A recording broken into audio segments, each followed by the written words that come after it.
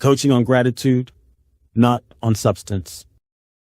When $60 K in self-help training leads to emotional spin, not results. Gratitude coaching sounds gentle, even noble. But what happens when that gentle tone is used to mask a lack of substance, structure, or accountability?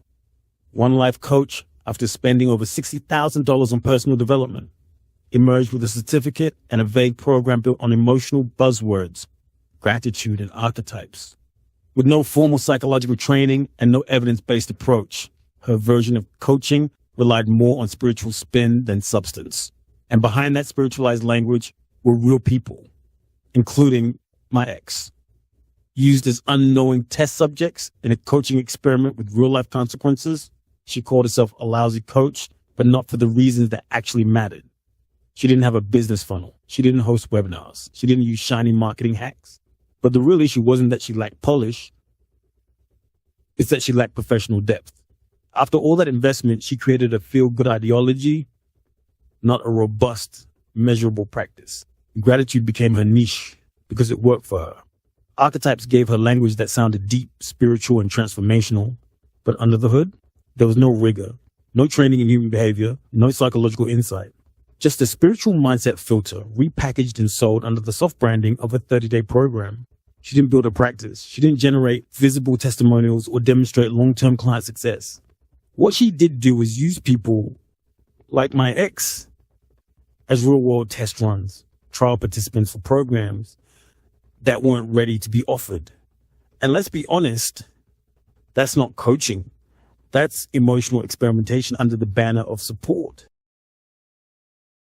The rise of the unqualified, overinvested coach. There's a trend in coaching today that no one wants to talk about.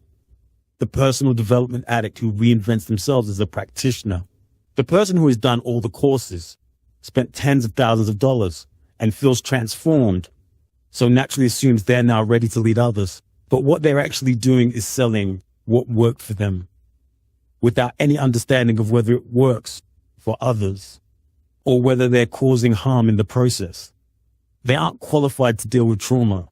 They aren't trained to spot red flags in client behavior.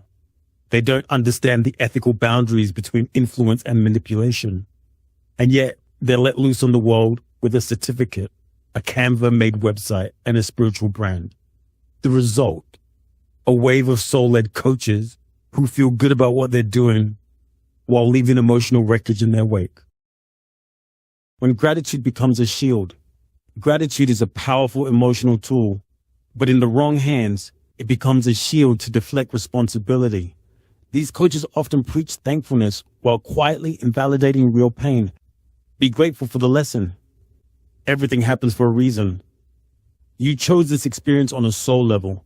It's spiritual bypassing repackaged as growth. It's not healing, it's deflection. And archetypes, they're just vague personality frames borrowed from Jungian psychology, stripped of context and rigor, and turned into coaching gimmicks. They create the illusion of depth while offering little in the way of personalized understanding or grounded insight. The cost of being someone's test run. My ex-partner became a case study, not in a research journal, not in a supervised practicum, but in someone else's self-help fantasy, one built on ideology, not evidence. These coaches never stop to ask, what if I'm wrong? What if this does harm? What if I'm not equipped to help? And the coaching industry doesn't hold them to account. There's no governing body stepping in, no ethical review, no formal consequences. It's just person after person experimenting with human psychology, emotions, and relationships in real time. Final thought. Being lousy isn't the problem. It's the excuse. When a coach calls themselves lousy for not following marketing rules, it creates a clever misdirection. It makes them seem humble, self-aware, and authentic. But it sidesteps the real issue. They're not lousy because they avoid funnels. They're lousy because they coach without proper qualification, without ethical awareness, and without clear outcomes. And when real people, partners, families, children, are caught in the emotional aftermath of those half-baked transformations, it's not just bad marketing. It's real harm. The coaching industry doesn't need more soft sell authenticity. It needs accountability, transparency, and some hard truths, especially about what happens when someone spends $60,000 learning how to sell hope and nothing more.